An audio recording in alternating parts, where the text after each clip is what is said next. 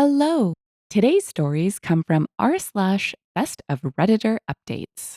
Ooh, we have a special best of Reddit today, a brand new post that I think is a classic in the making, and a visit back to one of my favorite subreddits spawned by the number 2 or 3 most popular story of all time.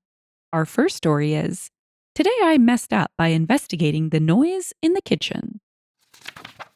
So, like many people, I have a husband that usually sleeps with me at night.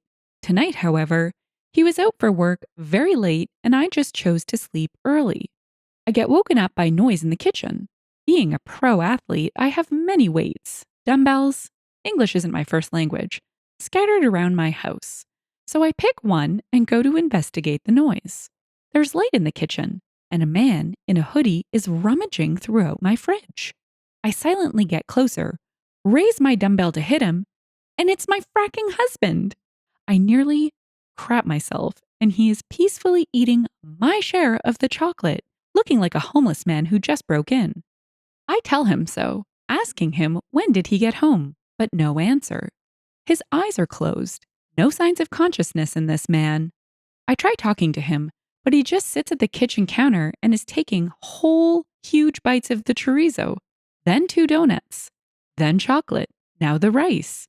He is downing a week's worth of food, and I am both in awe and worried for his well being. Should I wake him up? I have no idea what to do. Too long didn't read. Sleepwalking husband that I nearly wiped out of existence is calmly eating his weight in food. Don't know what to do. Update 3 a.m.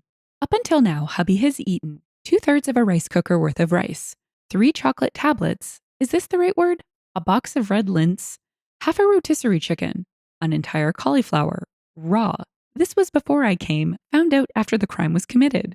4 donuts that were meant for tomorrow's brunch with my sister, 3 bites out of a chorizo, a block of mozzarella cheese, 3 bottles of ginger ale. I tried, following a comment, to throw water at him, an oven mitt. I also tried talking to him and putting his alarm on, all from a safe distance. Mister ain't waking up. Yes, I filmed it. No, I won't be sharing it, as he has taken off his clothes and is currently butt naked, diving in peanut butter. Most likely would take time, as I would have to ask for his consent and censor it well enough. 4 a.m. update. The husband is secured. Have you ever seen a grown man butt naked dipping whole bananas in peanut butter? I have, and it is seared in my memory. The broom didn't help. The ice cold water didn't either, maybe because he takes ice cold showers in the morning. The pillow only got stained with peanut butter. I didn't wake him up. I just took him by the hand and guided him to bed. He is now secure, in bed, happily playing with his balls. Man, do I love his stupid werewolf butt. Thanks, Reddit, for the ideas, the stories, the tips. I am laughing my butt off. Also, add to the above list 2 bananas directly dipped in the peanut butter jar, only the top of an entire focaccia tray, mayo tube to the mouth, can't put a number on the quantity, and handfuls of a cereal we got for his niece. Boy, is he up for the diarrhea of a century tomorrow. Final updates and questions. Well, it is now 12 a.m., midday in the land of werewolves. We didn't sleep much because hubby got quite sick and started vomiting not long after the whole pantry raid. I had to care for him. I showed him the video this morning, and his expression was, I am both in disbelief and extremely sorry for you. We laughed about it and thought it was a story we can't wait to tell our son. He was particularly laughing at him dipping unpeeled bananas into peanut butter to peel them right after and eat. Such a waste of homemade peanut butter, huh? As many of you guessed, he was on sleeping pills. He came home late from work but had to be awake quite early the next morning, and he couldn't sleep. So he took some of the sleeping pills my mom left behind when she visited us. The thing is, this is not America. This is the land of waffles. These like pills? I don't have the words, and Google says tablet wand are supposed to break in 4 different servings, and he took a full one. I don't have the name of it as he can't find the box. Also, he would frequently sleepwalk and talk, walk, eat when he is stressed. We'd wake up to bite taken out of the pizza, ingredients, fruits, etc. missing. But this is the first time I've ever seen him do it, and I thought it was a burglar from the noise he was making. Q&A. Sleepwalking people don't have their eyes closed. When I first saw him, he was eating with his eyes closed. He'd open and close them at different intervals, most of the time closed when chewing, open when looking through the kitchen. That week's worth of food for you? No, week's worth of snacks, as we don't eat that much and have very healthy diets. Chocolate and donuts are pleasures we consume sporadically. Was he on a diet? Yes, he was. Trying to get to the lower weight category because he had a match and was worried he'd be over 90, as he had nowhere near that strength. His coach put him on a hugely restrictive diet of a few protein bars and boiled chicken, apple and yogurt a day for like a week. He was looking forward to today's brunch. What are you guys pro in? Swimming for me. I'm a pro swimmer and coach. He is a pro boxer and an accountant. We also co-own a gym with my mom and stepdad. I think it's called super middle in English. Don't quote me on that. I know he had to drop 6 kilos in around 10 days though. Why write on Reddit instead of helping him? Wrote on Reddit and helped him. Multitasking. I also genuinely never thought of just taking him by the hand and leading him to the room. Like I said, first time I've been in this situation. Also, that man is strong. He could bench press me. That's it, Reddit. I gotta go take care of him. Thank you for the funny comments and the people who said that I made you laugh. You made my day. To everyone saying it's fake, sure, honey. Edit. Formatting. Thanks for the cauliflower recipes. Would have tried them if I still had mine. Oh, what a gross tummy ache that must have been. And total aside, but thank goodness OP didn't take him out with that dumbbell. This could have ended disastrously. Anywho, there's some fun humor in the comments. Let's check them out. Dr. Dish said, a werewolf? With that amount of indiscriminate chow consumed, OP's husband is more like a were-bear. Turing the cat said, were-labrador. Orphan Izzy quipped, were-brador. Turing the cat said, okay, yours is much better. Confused Dancer said, this is a great light one. My vote is for Belgium. Someone replied, yes, it's definitely Belgium. Anyone who's ever visited Belgium knows it is most definitely the land of waffles and fries. King of Flint added, but sadly, not waffle fries. Quidscribus said, I've done this.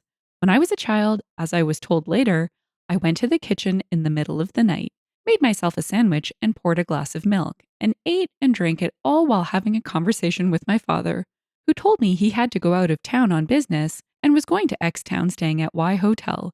He'd been there before, and to tell my mother in the morning. I did not tell my mother. I had no idea. My mother freaks out at him being gone for a week or two. He gets back. My mother yells and screams. The whole thing comes out. Another time, I grabbed a banana, put it on my bedside table, woke up in the morning, it was gone. I also wake up sometimes mid-hunting down spiders or aliens or whatever. My sibs have a history of walking and talking in their sleep too. Yeah. I like Flowers added, he was gone for weeks and never called? Didn't discuss it ahead of time? Nothing? Not even a postcard? Honestly, even if little kid you had passed the message, I can see her being upset with that. Quidscribus replied, my father was not a good husband or father. This was on brand for him. Our next 2 stories come from r/StoriesAboutKevin. This is a subreddit that was born out of the popularity of the timeless Kevin the Fool story, which I have previously read. A Kevin is someone who consistently shows a complete lack of intelligence through incompetence or is purposefully antagonistic in their poor decision-making, yet seems to succeed despite it all. Enough preamble. Let's get into it with our new intern is a Kevin, and the only reason we haven't fired him is to keep collecting stories. My husband owns a small plumbing business that primarily does labor but also runs a small retail storefront with parts and basic appliances, etc. Every so often, he'll participate in a jobs readiness program with the local high school where you take on a student intern for a semester. They get credit and experience in the working world, you get free labor and some positive community exposure. Usually, the kids are great, sometimes better than the paid employees. But this semester, he got Kevin.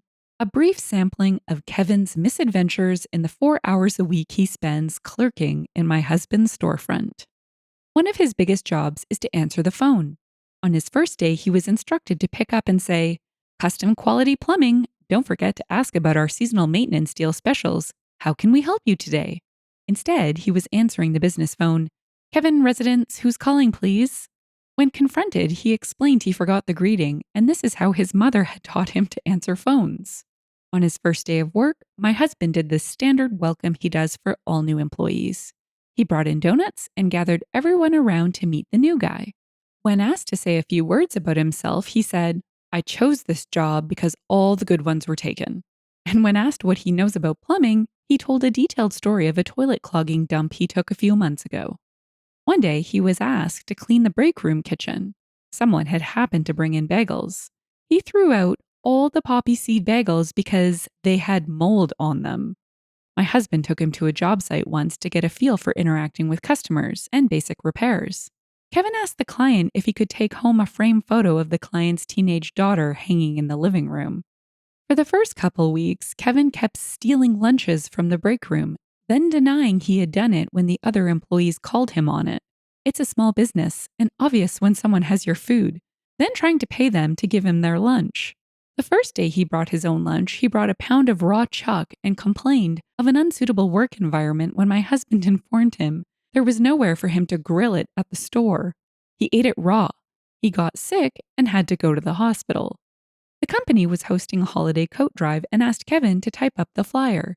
Understanding his limits by this point, they just instructed him to alter the date on the previous year's flyer. He managed to mess that up, even still, and didn't notice until he had printed 250 full-color copies of the flyer.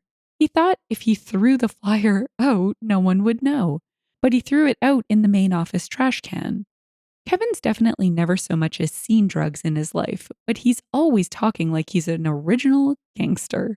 He approached a large tattooed African American employee at the business, who is actually a church pastor, an addiction counselor, and a volunteer sheriff, and tried to buy drugs from him. To impress a girl, Kevin volunteered to watch her dogs while working.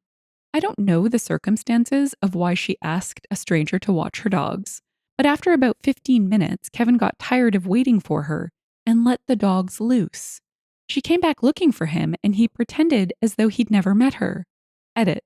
My husband says Kevin walked out of work to chat her up, and she asked him to watch them while she went into a no dogs allowed store. So he knew where she was when he let them go. But he also says she got them back. Kevin had a decent amount of money saved from birthdays and Christmases. He often liked to flex on the other employees that he didn't need to work. He was just doing this for school. He had all the money he'd ever need. It turned out he didn't even have it anymore because he lost all of it going long on GameStop at the height of the frenzy. He is irate that he could not sell his stock back at the original price and still on some level believes he was scammed. He has aspirations to be a famous TikToker, so would always be setting up these asinine pranks like trying to bust in on people while using the toilet, rigging heavy objects to fall on people, or yelling "fire" when there is no fire. That was when my husband and the others in charge met to discuss cutting him, but decided the entertainment value of his Kevinness was worth sticking it through to the end of the semester. It all made sense when we met Kevin's mother. Kevina recently came in and confronted my husband as to why Kevin wasn't being paid for his work. He explained that it was a 4-credit program through the high school, thinking Kevin might have intentionally misled his mother. But no matter how he explained it, she didn't get it and kept insisting he pay Kevin and kept talking about points on the back end as well. Kevina knocked over an entire display on her way in and did not acknowledge it, try to clean it, or offer to pay for what was broken. In fact, she charged right ahead with making her original demands. Kevin's dad is not in the picture, and he's been calling my husband and a couple of the other guys at work Dad, semi-jokingly. When Kevina came in after making her demands for payment, she asked my husband how he plans to stay in Kevin's life if this is really only a semester. Kevin turned 18 last month. He celebrated by getting a Calvin pissing tattoo over his left pec, with his nipple serving as the penis. We know because he showed an infection on the site to a young family who'd come in to buy an L-pipe. I'll ask my husband if there's anything I'm missing, but that's the crux of Kevin the Junior Plumber for you. Oh goodness, this would be terribly entertaining. They must have had really easygoing, good-natured customers who don't take things too seriously. I mean, this kid sounds like a nuisance. Speaking of, a cameo from a Karen would have really put this story over the top. But let's check out the comments explaining the Kevin origin story and also some funny reactions. Kanamiko said, I never thought we would see anyone who matched the sheer Kevin levels of OG Kevin. Holy crap. Someone asked, who's OG Kevin? Earp replied, several years ago there was a thread on r/ask Reddit and there was a story shared about a very dumb individual given the name Kevin. This individual is the reason r/StoriesAboutKevin exists. Enjoy. In response to, she asked my husband how he plans to stay in Kevin's life if this is really only a semester, Stray Cat said, I'm dying to know what the answer was. Just wait. By the end of the semester, she'll be demanding child support. OP replied, he said the agreement was until the end of the semester, and if he wanted to continue to work there after that, he would have to wait for an open position and apply for it. So, hopefully that'll solve it. Testinic said, the raw meat is absolutely killing me. Ohang added, Kevin, too. Me but not me too said, he's such a Kevin. He can't even die from tainted meat correctly. In response to, Kevin's definitely never so much as seen drugs in his life, but he's always talking like he's an original gangster. Cantatrix said, after reading this, my body was filled with so much secondhand embarrassment and cringe, it shriveled up and died, then folded in on itself to create a black hole. Our third story is another popular story about Kevin, or rather, a Kevina, that had some very funny moments in the comments. It starts with, convinced Kevina at the airport that she had to change language. I was reminded of this story when watching the TikTok of what's the dumbest thing an American ever said to you. If you haven't seen it, I highly recommend it. My story takes place in 2008 when I worked as a courier. I was in Paris at the airport waiting for my flight back to Scotland. Please bear in mind, I haven't been on a plane or been in an airport for 14 years, so I'm not 100% on baggage handling practices or TSA rules. I'm waiting in line to go through security when an American woman with her family started staring at one of the signs, saying what you're not allowed to bring on the flight in your carry-on luggage. One of these things were cigarette lighters, and Kevina had a small bag filled with them, all novelty ones from all the places her and her family had been. Worried about what to do with them, she asks me, standing in front of her, if she needs to throw them away. I honestly didn't know and suggested that she ask the airport staff, and if she can't take them on board, then maybe she could mail them home. What she says next truly stunned me. Oh, I love your accent. Where are you from? Scotland. Wow, your English is amazing. Where did you learn to speak it so fluently? In England. You do know Scotland is part of the UK. But I thought you spoke Scottish over there. No, we speak English, just like the rest of the UK, the place where we invented the language. Her husband was hearing this conversation and was holding his mouth shut and was struggling not to burst out laughing. At this point, I truly became the butthole and said to her with a straight face and serious voice, we actually leased the English language to America when you declared independence, and you have to give it back after the rental agreement runs out in 2076. What? Oh my gosh! What are we going to have to speak then? Her husband was nearly pissing himself trying not to laugh. He knew I was BSing her, but wanted to hear how I was about to respond. Well, I'm not an expert, but I believe Australian, Irish, and Scottish were alternatives, and even the New Zealand language was up for debate. I thought that she would get the joke when I mentioned Scotland, but no. You mean that if Congress decides that we have to go with Australia, does that mean we have to speak didgeridoo? How I kept a straight face after hearing that, I will never know.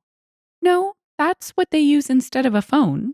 Her husband completely lost it and burst into hysterical laughter. Harold, why are you laughing? At this point, her husband takes her hand and goes to find a staff member, but thanks me for giving him one of the best laughs he's had in a long time. I did feel like a bit of a butthole for making her look stupid, and I didn't intend my joke to go as far as it did, but I just couldn't believe that someone could be that clueless. She actually thought that the language of Australia was didgeridoo. If you have any similar stories, I would love to hear them. Laters. I definitely was not going to subject you all to an attempt at a horrible impression of a Scottish accent, but I do hope that you enjoyed the story nonetheless. I do have to say this type of ignorance is a little concerning, but let's keep it light and check out the comments, where we'll find worldly and humorous representation. In response to, no, we speak English, just like the rest of England, Agency 1983 said, "No Scot would ever say that. We'd throw you out of Glasgow." OP replied, "I was actually born in central London and moved to Scotland when I was a kid." Agency 1983 replied, "I find it difficult to believe anyone who spent time in Scotland would describe it as part of England." Someone else added, "Perhaps they were dumbing it down. Introducing the concept of the Great Britain or the United Kingdom would probably have blown her logic circuit fuse, which was only barely hanging on." Lady M. Red shared, "I'll admit that I was actually the Kevina in this story. However, I was still in high school, and I don't think I was an overall Kevina, though clueless in this one example. But since you're from the UK, you may enjoy it. In high school, we had a girl whose father came to the US for work and moved his wife and daughter from England. She and I ended up becoming close friends. One night, she invited me over for dinner. Her mom was going to cook a traditional English dinner of roast beef and Yorkshire pudding. I was so excited. I was an avid reader and I'd heard of Yorkshire pudding, but had never had a chance to eat anything different from regular old American food. The dinner came and it was delicious. Then it was over and they were leaving the table and I was clearly confused. They asked me what was wrong. I told them that it wasn't a big deal, but when was dessert? Dessert? We aren't having dessert. I tried not to show my disappointment. Oh, okay, no big deal. You'd mentioned Yorkshire pudding, so I thought we were having dessert. They told me I'd already eaten it. What? No, I'd remember eating pudding. It took some back and forth, but then I realized, wait, that muffin with dinner was Yorkshire pudding. They died laughing. I didn't think too much of it until years later when I went to grad school in Austria and met up with my friend who was back in England. I met her at a pub with some of her British friends. They met me and they were like, "OMG, are you Yorkshire pudding girl?" R4034 said, "When I was an exchange student in Sweden, one of my friends was from Australia. This was for engineering. At a party one night, this German Kevin goes up to my friend and asks him if he's ever seen a kangaroo. My mate was from the middle of Melbs. He told Kevin that yes, he had, and that he rides one to uni every day back in Oz. Kevin was amazed and walked off. Sir Primal Form said, BSing people like that is kind of a national sport in Australia. Riding kangaroos is an old standby. Wizard Air said, that's just for adults. Don't the kids have to ride wallabies? Burlesque Nurse said, no. Kids ride in the kangaroo pouch because safety first. If you've enjoyed the story and would like to hear more, consider liking, subscribing, and leaving a comment. Thanks, and bye for now.